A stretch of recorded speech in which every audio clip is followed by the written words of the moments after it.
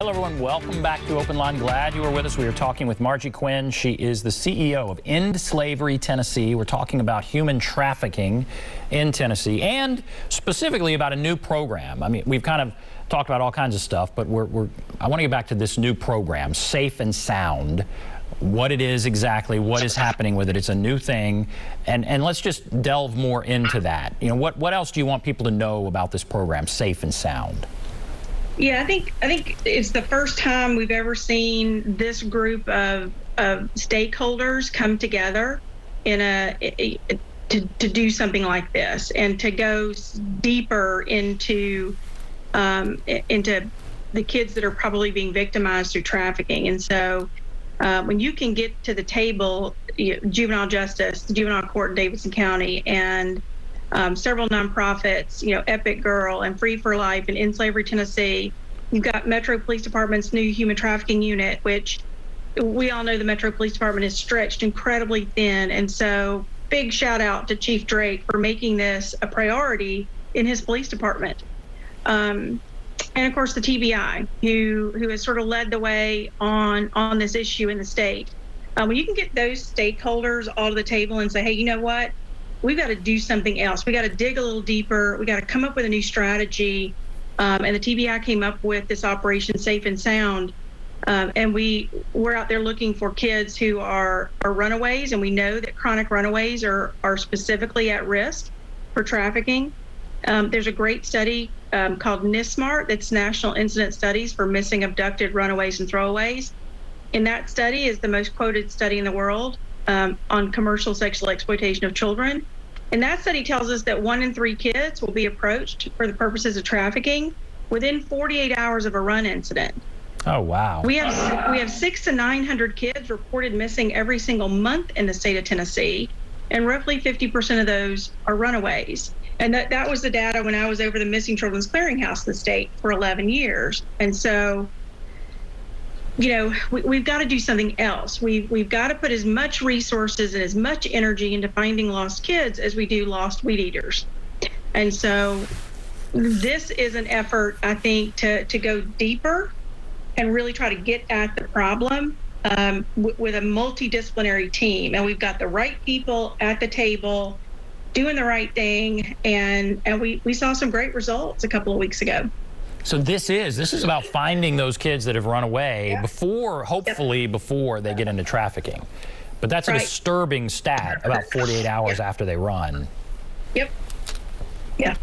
And if they are missing for weeks and weeks, it's more and more likely that they're trafficked.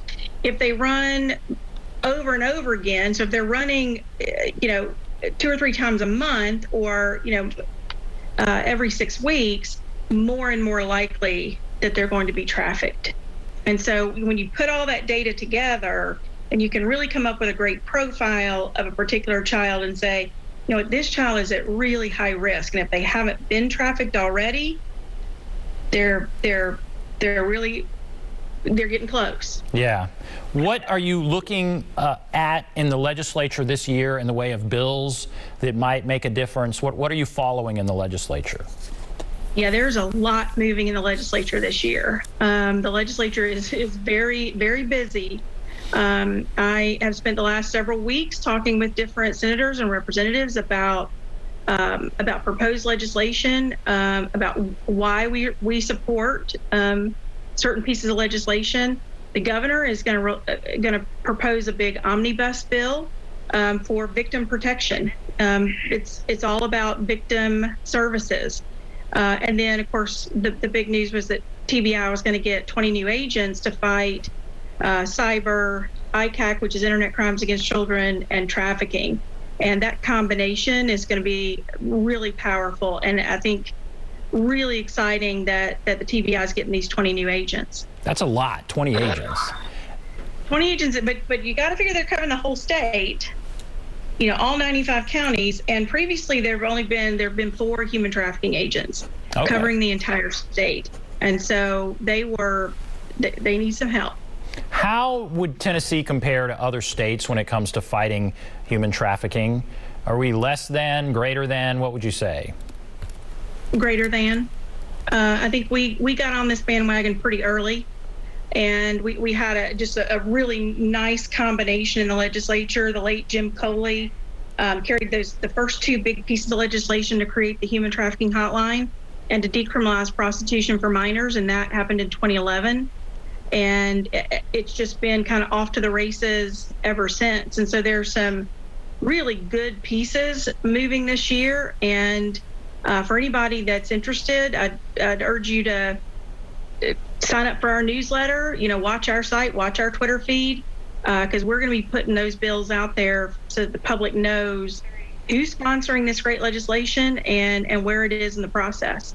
Tell us really quickly about your podcast again. We have 30 seconds left. Yeah, it's Someone Like Me, anywhere where you get podcasts and you can hear survivors speak their truth and their voice and tell you their story and the way they want to tell it. Well, Margie Quin, thank you. Thank you so much for coming on. Margie Quin with End Slavery Tennessee. We will take a break. We will come back and wrap everything up right after this.